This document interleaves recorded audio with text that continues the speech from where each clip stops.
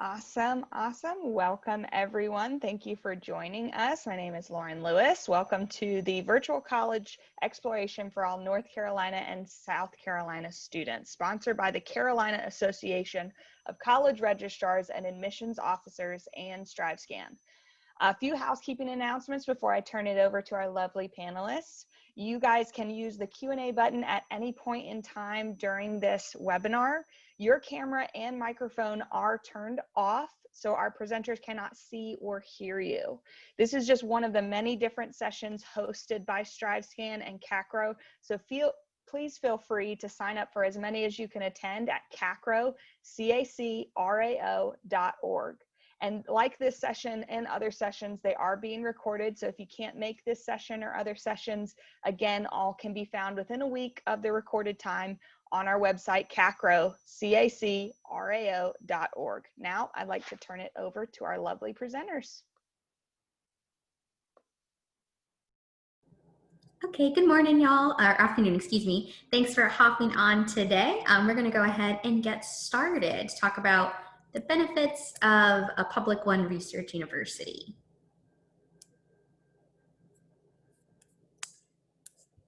Okay, so I just go ahead and introduce myself. My name is Lillian Pineda. I'm an admissions counselor here at the University of South Carolina at Columbia, and I'm joined today by a few others. And good afternoon. I'm Tim Galbraith. I'm the Associate Director of Admissions here at Clemson University. I have my degrees from the College of Business here at Clemson, and I've been working in the admissions office for a little over 25 years. We have a third presenter from NC State who was running a little bit late, but Ronnie should be here shortly, and we'll let him introduce himself when he gets onto the session here in just a few minutes. We apologize for that. He was a big part in developing the presentation, so we want to make sure that he is able to present. So hopefully he'll be here in just a minute. I guess we'll just start with the different aspects and see if we can kind of move in that direction.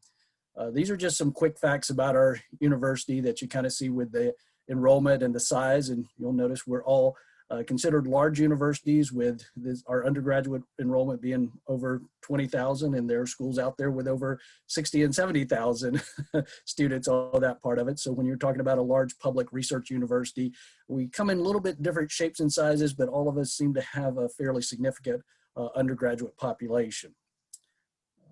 Dan, do you want to cover any of that other part? Or? Yeah, no, I think it's just important to see too that, we do have a lot of faculty on our campuses that are there to help you and help you with things like research. Additionally to just involvement wise, we have tons of majors and additionally programs, it looks like at least 500 or more for all of us. So definitely lots to get involved with on our campuses. And I was just going to mention that you'll kind of notice the faculty to student ratio is fairly low for all of us. And that's part of being a research university, as we do hire a significant amount of PhD faculty to do research, but also teach at the undergraduate level. So you'll see we all have very solid ratios, even though we're large institutions. And just to kind of explain a little bit about being what we call an R1 research institution, that is just a classification of different colleges and how we kind of explain what they do and kind of compare them on that part of it. But let me first of all, just for full disclosure, every college and university does research. So it doesn't matter if it's a small liberal arts university with 400 students or it's a major university with 70,000 students, they all do research. So we're not trying to slight any of our small liberal arts institutions or anything like that. We're just kind of giving you a view from the type of institutions we work at and we belong to, all that part of it. So that's part of it, is that side. And the other thing is pretty much any PhD faculty member that works at any college or university also does research. It's part of how they got their PhD. When they did research, they had to have their research peer reviewed as part of receiving a PhD, and they usually continue that throughout their career in higher education. So there is research being done at every institution, so you kind of know that, look at the different schools. But what we're talking about today is just the level. When we talk about the level, the breadth, and kind of the areas that's covered and the depth of research that's covered on that part of it. There's what's called a Carnegie classification, and what's considered the R1 research is considered the highest level of research among universities in the country. And basically they have some measures for this, that schools have to have over $5 million a year in total research expenditures. Many of these schools have significantly more than that. I mean, up to over 100 million a year in research expenditures. So the 5 million is just a threshold level that they set to say schools must have that to reach an R1 classification. And then they have to have at least 20 research or scholarship doctoral degrees. As we talk about our faculty having PhD level degrees, how they receive those is going through these graduate programs and actually going through PhD programs. And so these schools and universities are degree granting doctoral programs. And so they actually are doing peer research for their students who are trying to attain PhD level degrees. And so they do have to have at least 20 of those in order to meet an R1 classification. Currently, there is only 129 universities in the country that actually meet that level. So it's kind of interesting that, with all the thousands of universities, there's only 129 that reach that. Of them, 93 are public institutions. That's the three of us are three of those 93 public institutions. And 5 of them are located here in South Carolina and North Carolina on that part of it. So you kind of get a feel for the level and the quality of institutions on the research side that we represent. Just to kind of give you a quick definition of research, research is the systematic investigation into and the study of materials and sources in order to establish facts and reach new conclusions. It's actually a definition that I've heard for many years, but I could not find a source from where it originally came from, but I hope you'll bear with me. But I think it's a very good definition on research.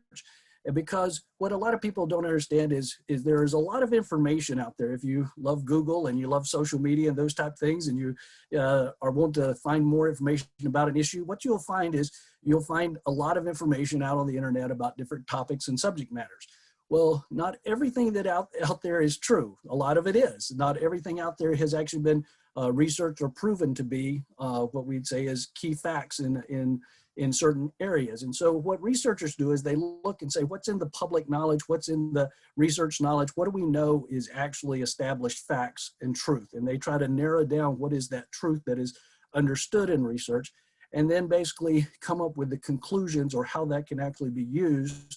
And then they actually do studies and research to prove those type things. And so research is something that when we think about it, we think about it as an area that is mostly scientific. I think a lot of us see people in lab coats and you see them with their microscopes and their petri dishes and everything else. We think of that as research, but research is actually across academic disciplines. Pretty much any academic area where you have PhD level faculty will have been involved in research in their particular fields. So it's not just going to be these science fields. You will see it in education. You'll see it in business programs. You even think about like something as history. How do people determine what is history? It's because they've done the research from original documents and to kind of get a feel for what's actually out there on those particular areas. So when you think of research, it's kind of one of those things, don't just think about it in the scientific terms, it does cover all disciplines. And where it's also important for students is your faculty members that are involved in research are really on the cutting edge of looking at these different factors and basically seeing what new conclusions are being made. And you're actually learning that even as an undergraduate in the classroom. And I hope that gives a little background on research. Yeah, so I think another big benefit of getting involved with research is going to be, you're going to be able to help your community. I think that that's one of the biggest reasons why students get involved in research. Like Mr. Tim said, it's going to be across really any discipline, everything that's going on at your university, you can get involved with research. So kind of like another way to think of, research is going to be a scholarly effort for beyond the classroom, and it's aimed at helping to develop your skills and then that inquiry opportunities to, again, contribute or pursue, intellectual or creative works. And so it's with that type of work, you're able to help positively impact the people in your university, like your state, and then even potentially, globally. I think one thing to think about as well is a lot of universities, just with the current pandemic, they have engaged in research regarding, COVID-19 in a few different ways. So I think, again, you can really see that as an undergraduate, as maybe a 19 or 20-year-old, you can help contribute to really important cutting edge technologies and just really unique work. Like we've talked about, a little bit, it is interdisciplinary. So you don't necessarily have to do research that's directly in your field. You can do it as a way to supplement your interests and to then kind of help again, the people in your community. And then that real world impact is important. And I think when you are at an institution that is at this kind of level of funding and availability, you're not just implementing research, but you're actually going to be creating it. You're a part of that process, which is really unique and special. Additionally, too, there's going to be opportunities to be published and present your findings. Then also, too, it's just a great way to help, whether it's through community organizations like grassroots ideas, whether it's maybe discovering something new about your home state, like on a site for archaeology. Like, there's so many different ways that you can help that community and really make a frontline impact. And then also too, I think something that does come up when you talk about undergraduate research is going to be funding opportunities. So I'm going to go ahead and say that you're not necessarily guaranteed funding just because you are involved in a research project, but it definitely is a big possibility. So they can be awarded to you as the student, or they can be like given a grant to like the project as a whole. So there's a few different ways that you can get funding. Typically you have to apply for this. So you're going to have to do it through an Office of Undergraduate Research, maybe like a national fellowships office, scholarship, things like that. But you can use funding to pay for all sorts of different things. You can pay for, getting the supplies that you need. You can pay for, some of those petri dishes like he talked about, or maybe you need a camera to shoot a documentary and that's the research that you're doing, or, your professor needs something shipped in from another country, whatever that might be.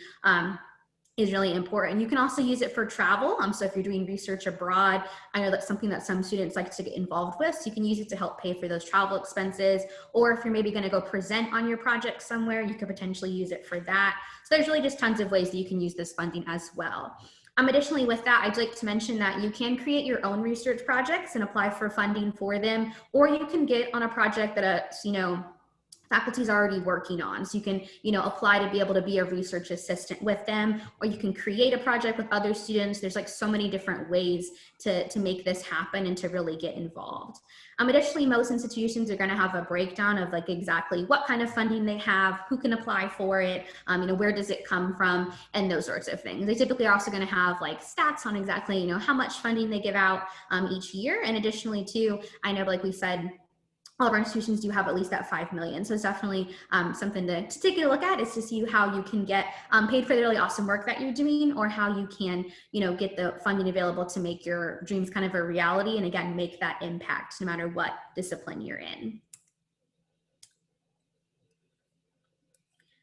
So I think just something to mention here that we've talked about is that it's not just STEM research again. So these are just a few examples of, some other disciplines that might have some research, like business. You could look at like tourism, humanities, relationship between society and global food systems.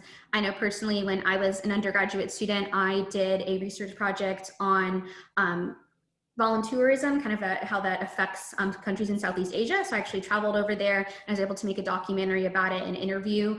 So it was definitely a little bit different of a type of research. And I was a fashion merchandising major in college. So again, it was kind of all over the place, but it's, where my interests lie, and it's what I really got curious about and I wanted to investigate. And so that was a really great way to marry research as well as studying abroad. And then it was approved by the university. So I'm not sure if you have anything else that you want to add on this one.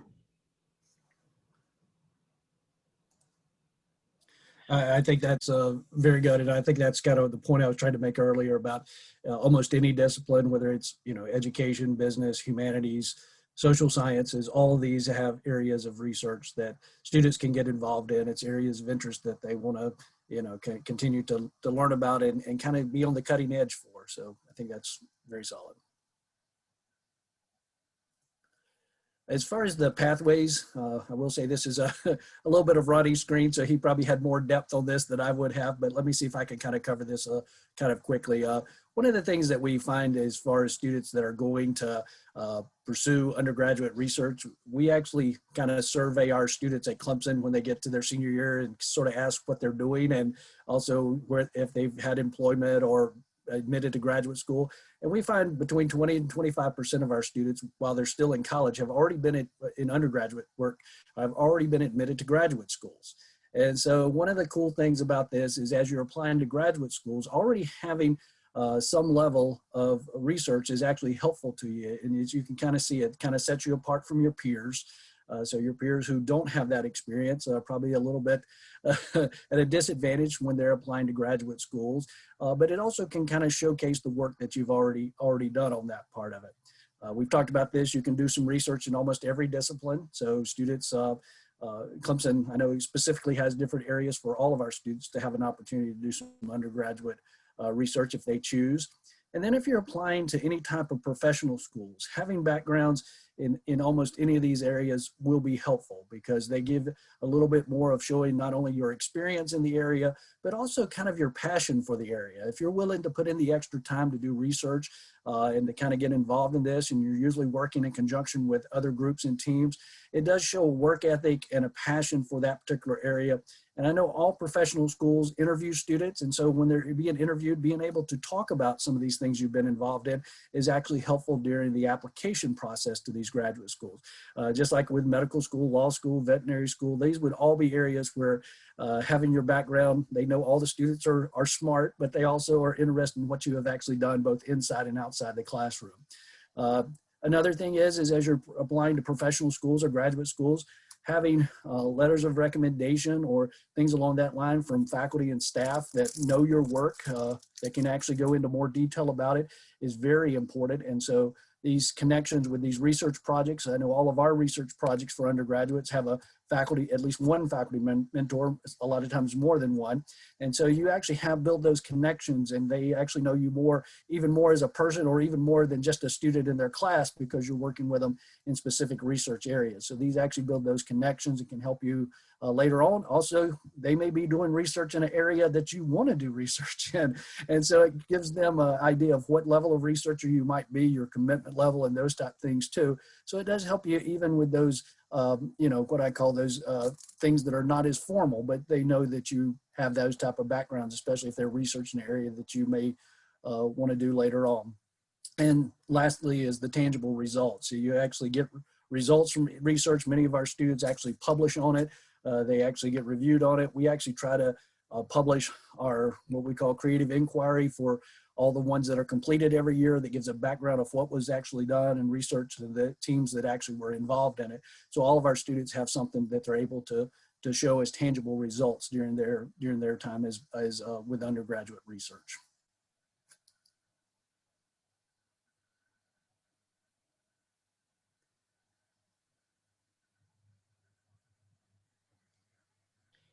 Yeah, and I think just to another part that you mentioned that was really awesome was the mentorship opportunities with the faculty members, because you are going to have them at least one usually on your projects.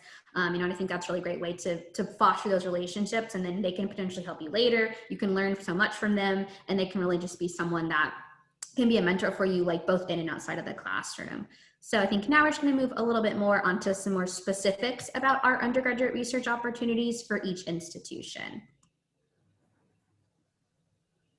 Thank you. And I'll cover Clemson a little bit first. We highlight our creative inquiry program at Clemson because it is specifically designed for undergraduate research. It is the way that actually industry can come in and actually provide funding for research. They also can provide specific topics that they would like to see research. It's a way that faculty members can actually start a research team. And it's actually the way students can actually join and actually have interest areas, and they can actually see all active ones or ones that are going to become active, and actually even see the past history of ones. And so we use our creative inquiry to allow students and faculty and industry to all connect in one place and actually come up with different real world topics to actually do research on. At any given time, we have a little over 400 active research projects. Over about a year's time, we have over 700. I think we've had published, at least in our different publications, I think it's a little over 2,000 total creative inquiry projects already. And so it's kind of something that we've kind of championed as to be an easy way for all students at Clemson who are undergraduates to have an opportunity to do undergraduate research. So we try to make it easy to join. We try to make it easy to actually for students to search and find those type of ideas. And the cool thing is with creative inquiry, some are very specific in certain disciplines, and it's hard for anybody outside those disciplines to contribute that much. but a lot of them are across academic disciplines. You may have a project that somebody is researching on, that you have a psychology major and a bioengineering major, that you have an architect or and you know, maybe somebody from one of the industrial engineering areas or different things like that. You may have groups that are dealing with education and business or social sciences. So what you're finding is you're not going to be limited on research projects based on academic disciplines according to the topic. So many of them are cross disciplines and they're all across semesters. So they're not actually taught as classes. So you're not just signing up for a research class and getting something assigned to you. You're actually joining a research team. And these are at least 2 semesters, and they can be up to 4 semesters. So they'll be over a period of time while you're at Clemson that you'll be working with your team to study different aspects and actually learn more about those, and hopefully come all the way to not only what is the new knowledge of that area, but actually to some kind of conclusion or even some type of implemented change or solution for that particular problem. And many of the groups actually are published, and the way we do funding across that particular part is each one is funded, and then according to what needs are for that particular area, and they do proposals just like any other research group on what funding is necessary. So it just kind of makes it a little more streamlined and easy on that part of it. Our creative inquiry does try to do real world projects, real world challenges, so that students in general are not working on something that's theoretical. They're actually working on something that actually could be used in the real world. So that you're not, it's not a theory, it's not a something that's you know, a hypothetical. It's something that somebody has said, this is an issue, this is a problem. We'd like to see somebody at least address it and figure out where we are. So with that, we try to address that all with our creative inquiry and make it easy for all of our undergraduate students to do some type of research. Speaking of research and things that help on this part of it, is we actually do a fast track for a significant number of our graduate programs and master level degree programs. We have over 30 different degree programs, master level programs that allow undergraduates to start that before they finish their senior year at Clemson. We find a lot of our students come in with AP or IB credit and maybe significantly ahead in their freshman year. And so they may actually have some time during their senior year as they're finishing up a couple of classes to go ahead and take some master's level program. And so they can actually apply for those graduate programs, get what we call preliminary acceptances, and actually start taking a couple of graduate level classes while they're finishing up their undergraduate degree. This actually reduces normally their time that they're actually having to kind of finish up both the undergraduate and graduate degree program. So it actually makes them even faster if they decide to go on for PhDs. They're getting to that level a little bit quicker on that part of it. One thing I wanted to kind of mention that I thought was interesting, and it kind of relates to our school and the University of South Carolina. There was a South Carolina COVID challenge that was started this summer. And it had over 500 undergraduates involved in it, and there was 86 teams. And so just like any creative inquiry, they got to pick topics that were related to COVID that they wanted to do some research on.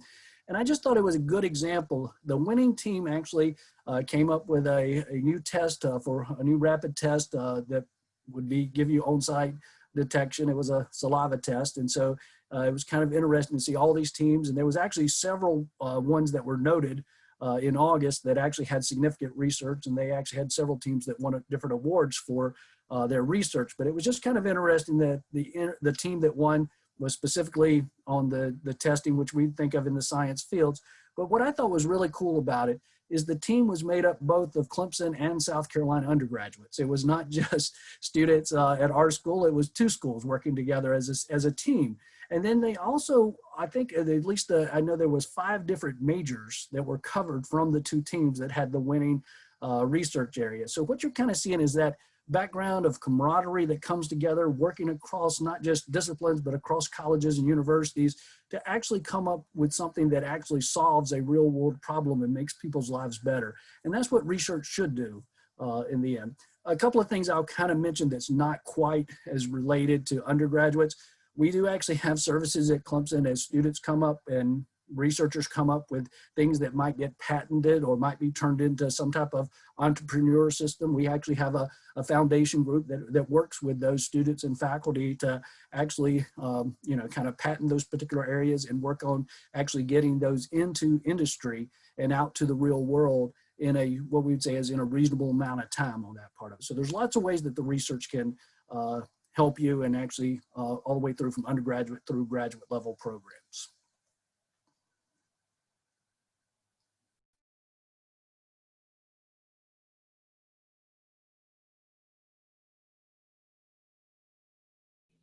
Yeah, this is just information about NC State. I'm sure that Mr. Ronnie would love to talk about this, but definitely this just looks like this kind of just overviewing their campus, where they have a lot of partnerships and some different startups that they work with for their undergraduate research. So definitely think if you guys have questions about NC State, just definitely reach out to them and they can give you, definitely lots of details about their research opportunities in their undergraduate office. So now I'm going to talk a little bit about our undergraduate research opportunities. So we do have an Office of Undergraduate Research. It's really there to help support our students. They're a great office to get involved with. They have tons of ways to help you get ready to do research. And I think sometimes it can be a little bit scary if you're like, okay, I have this tangible idea that I should do a project, but I don't even know what I want to do. Like, how do I get started? How do I find a professor to help me? Like, all these different things in your brain. So they actually have workshops that are going to be required to attend, but whether you're coming from ground zero and you're like, I just want to research something about, dolphins, they can kind of take you and they can say, okay, like, let's talk about how you get there. They can have we have a database also of all of our faculty and any kind of active projects that are happening. And so you can see their content information. You can search by just discipline or like keywords or by a certain professor and see what's happening. And also too, there you can get connected in that database and say, hey, I saw that you have this project. I'm a student and I'm an English major. I would really love to help you. Like, do you have any openings? Or you can connect with people that way and they can help you find a mentor as well. If you don't have one already that you want on a project, they can really help you with that. I also do have ambassador programs. So if you are awarded a scholarship, you can be an award from the office, or you do engage in research. You can be an ambassador for the office as well, which is just a great way to kind of take your research and then do some leadership on top of it. So definitely, I think a great way to get involved.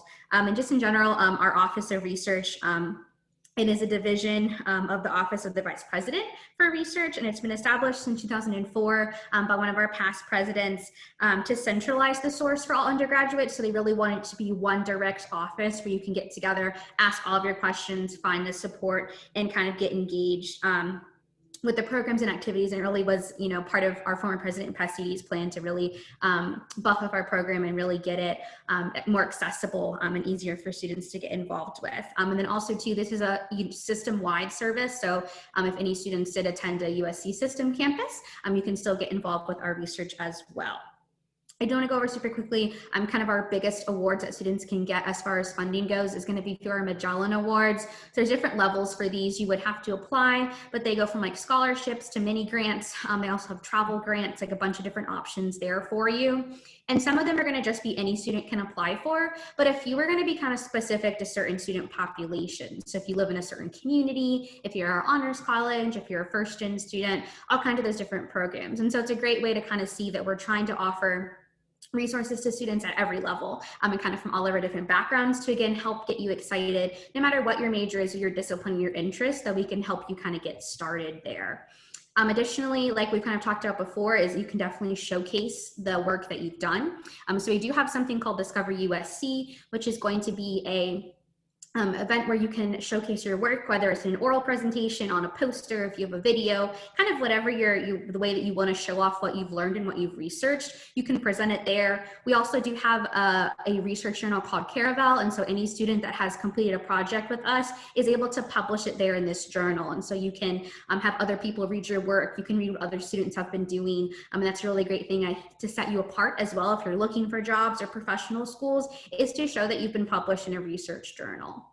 And then we definitely want you to share what you've learned with other students at other institutions. And I think we're really all about collaboration. Tim was just talking about with how, students from both of our universities collaborated together for COVID-19 research. We want you to be able to travel and work with other schools. And so that's kind of what like the Voyager specifically awards do.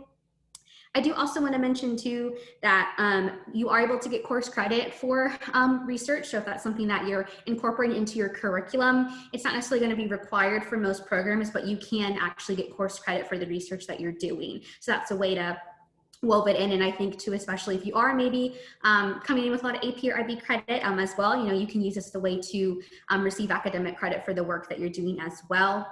We also do have something called Graduation with Leadership Distinction on our campus. So this is an indication on your diploma. It would say, you know, so-and-so graduated with a degree, a Bachelor of Arts in English with leadership distinction. So this can be a way to, again, set yourself apart. And research can be a track for this. So if you do a certain number of hours of research, you can get that indication on your diploma, which I think is really cool. And again, can set you apart from other students potentially. We also do have an Office of National Fellowships and Scholar Programs. So this is for if you're trying to take your work kind of to a new level. So they can help you receive and apply for national fellowships, scholarships, and different awards. This is a great place to connect with as well if you're looking to kind of take it to the next level just from, you know, our undergraduate options.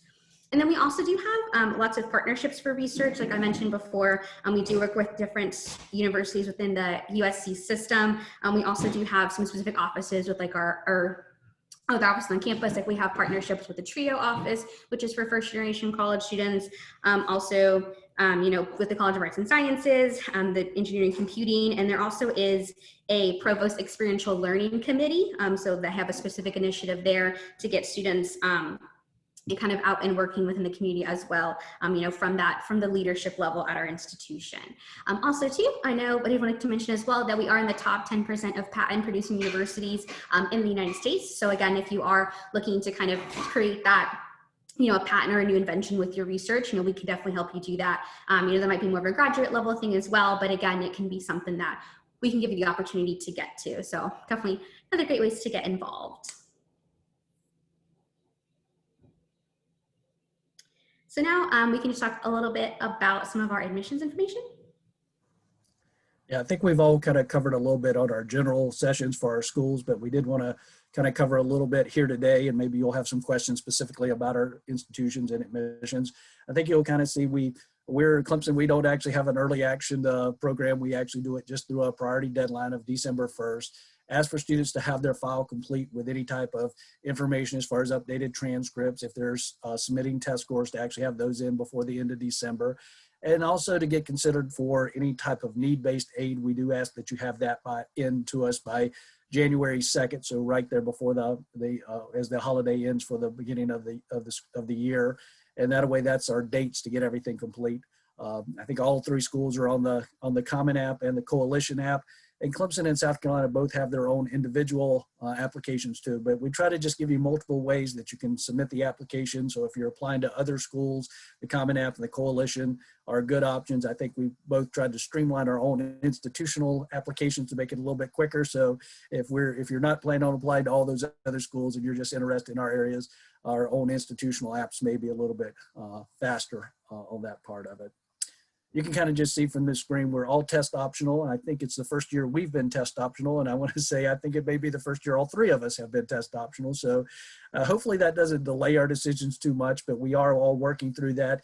And I know we're all looking for an equitable resolution to make decisions. So it shouldn't hurt you at all to apply test optional. We know there's been a lot of issues this year with students getting test dates. And if they have a test, they may not be able to take the test more than once, so they may not feel comfortable with their score. And so we're all giving you that opportunity to apply without using SAT or ACT scores. Being large research institutions, we cover a lot of different academic areas, and those different areas actually have a little bit of different space according to the number of faculty and educators we have in certain areas, but also to the number of students who are applying to different areas. So most of us actually do have some type of area where we ask you to apply to a specific major or program area. And that helps us just to kind of review that group and kind of make our consideration based on the amount of space we have for each particular area.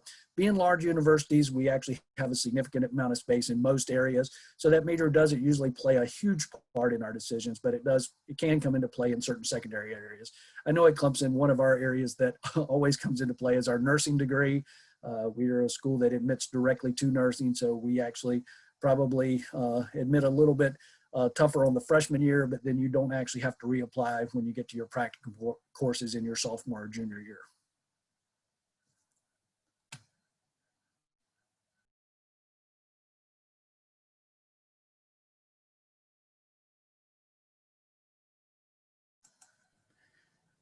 Lillian, I didn't know if you wanted to cover anything with USC admissions.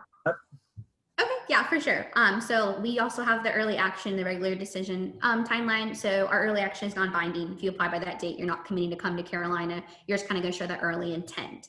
Additionally, for your supplemental materials, so with that test optional opportunities, there's a few different things you can submit if you would not like to submit a test score, but you do have until November 2nd to submit that if you're applying early action. So you have a little bit of time past that deadline. So I'd like to mention that. Additionally, too, with our majors, you are going to be asked to select more than one major when you apply. So we're going to automatically consider you for that first choice major. And then, like Tim was saying, sometimes just the programs reach a capacity or they're more competitive just by the nature of making sure that we can keep the program small enough so you get that attention that you need. And kind of those limitations. So we would always look you for the first choice major first. And then if we could not admit you, we might look at the second choice for you. I would suggest, at least for us, to please pick 2 different majors. It really helps y'all's admissibility. If you know that you have something that you really want to do, go ahead and put it as the first choice, but kind of have something as a backup. And your backup can be undecided.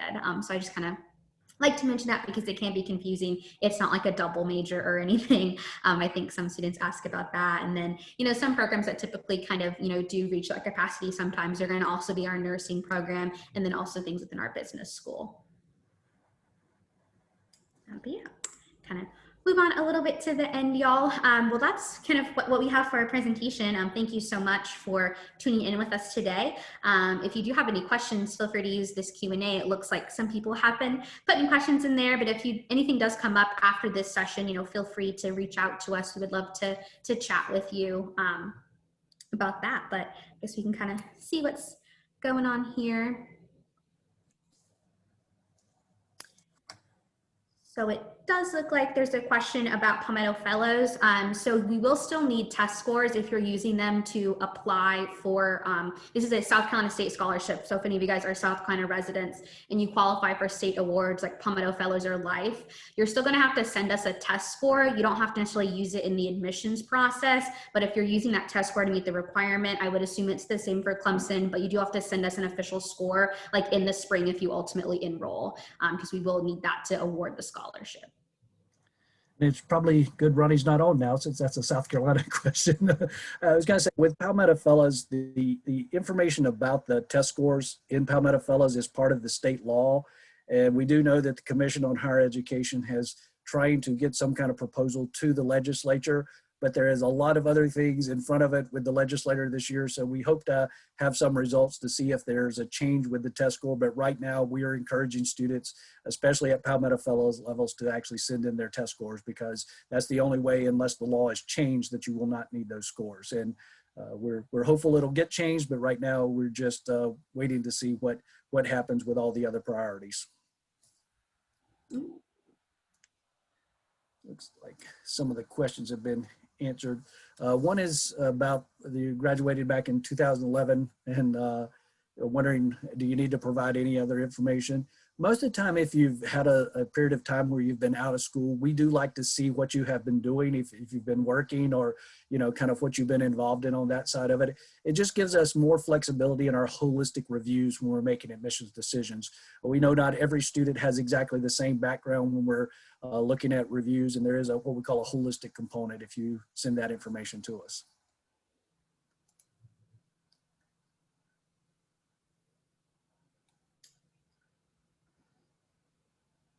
Alrighty, looks like there's another question as for when circumstances should a student submit a test score if you have them. I believe that, from our standpoint, it's whatever you think that is going to be the best representation of you academically. Additionally, if you were a South Carolina student and maybe you're trying to use those receive those scholarships, that can be a reason to submit them. At least for the University of South Carolina, for our admissions process, this year's scores can really only help a student. They can't necessarily hurt you. So if you have a score, we would encourage you to submit them, but you can submit more than one material if you would like. So you could submit a test score and a graded writing assignment if you wanted to, but it's up to the student. I'm not sure if it's anything similar for Clemson or not. I apologize. I was reading the other questions. Okay. Sorry, you caught me off guard there. Well, what was the topic? I apologize. if you have any circumstances where you think a student should submit test scores, and I just said kind of the best of your academic ability would be what we'd recommend. But again, personally for USC, we are, if you have them, it can only help you. So we're encouraging to submit if you do have them. And that's sort of the same policy we have taken, is if you submit scores, you can still actually apply as test optional. We would not use any scores unless they did benefit you on that part of it. So you could still send them even if you apply test optional. What we don't want to get into is we know a lot of students are struggling to actually get a test exam. And if you are, then it's probably just best to apply test optional. And then if you do get an exam, you appreciate your score, you think it's quality, all that part, you can send that in and we'll still take it into consideration as we're going through reviews.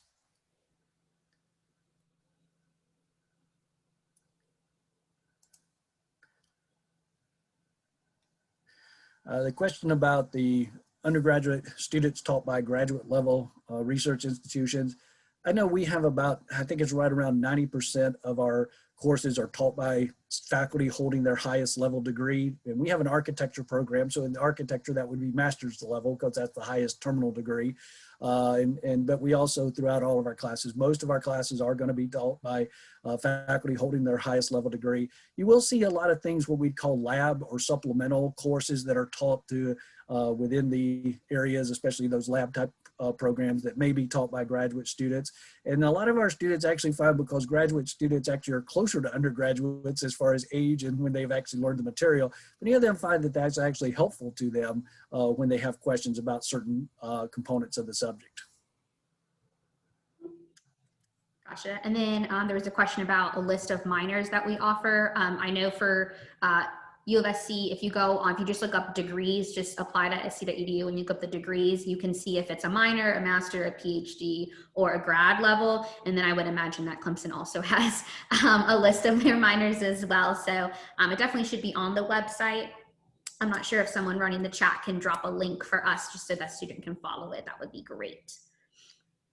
We're sort of the same way with minors. We have over 80 different minors and then concentration and emphasis areas. And most of them you can actually take across almost any discipline. Yeah, pretty easy to combine majors and minors and everything like that, especially with larger institutions like the three of us. We definitely have, tons of options for you to combine to really get the most out of your academic program.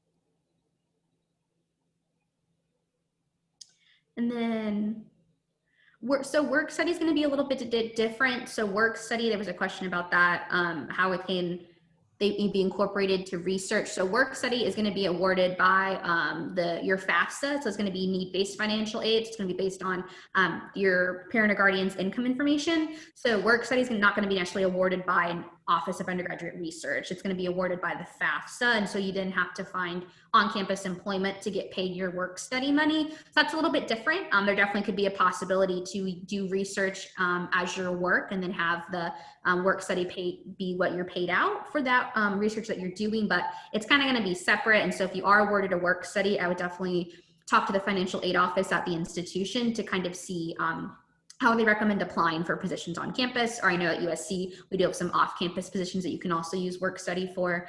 So it's going to be a little bit different, but could be possible.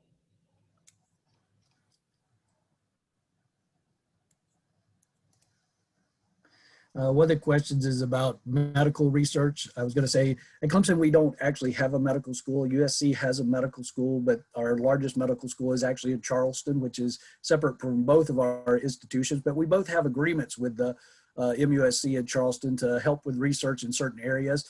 And really, it's kind of the topic of the research that determines how competitive it is and what level of background you need to actually help on the particular area. So there may be certain ones that you may need to be a junior or a senior to actually be helpful in that particular research. So it individually, as far as areas and research, most are more about your interest level and your passion and kind of what you're wanting to put into it more than necessarily competitiveness on that part. And we have a large range, and we find students find related areas even if they don't get onto the particular research area that they may be their first choice.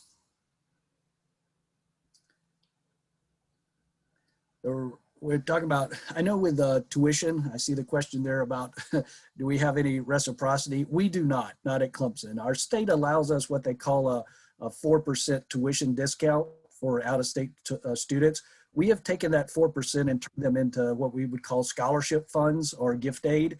And so we do offer those to students as part of their out-of-state financial aid packages, but most of them do not cover the full amount of out-of-state tuition. They usually just cover a portion. We try to supplement that with the other types of aid that might be a need-based component or different things along that. But we do have some scholarships that we reward out-of-state tuitions, but not a full out-of-state waiver unless they've got some other types of factors in the review on that part of it. So it looks like we're about to be out of time, but just to add for USC, all of our scholarships do come with a tuition reduction for out-of-state students, but there is no reciprocity. Awesome. I want to thank all of our amazing panelists. If you did ask a question and it did not get answered, the panelists' contact information was just on the screen, so I suggest reaching out to them personally or even exploring their website. Thank you guys for joining us. When you close this window, there will be a link to a quick 4-question survey. We appreciate any response you can give us, and that'll help us with more webinars to come. Like I said at the beginning of this presentation, there are many more sessions happening throughout the next week or so, so be sure to sign up for as many as you can attend, and all of them are being recorded. So if you missed this one, if you missed another one, they are all available a week after the recorded session on our website, CACRAO, CACRAO.org. So thank you. Bye. Thank y'all.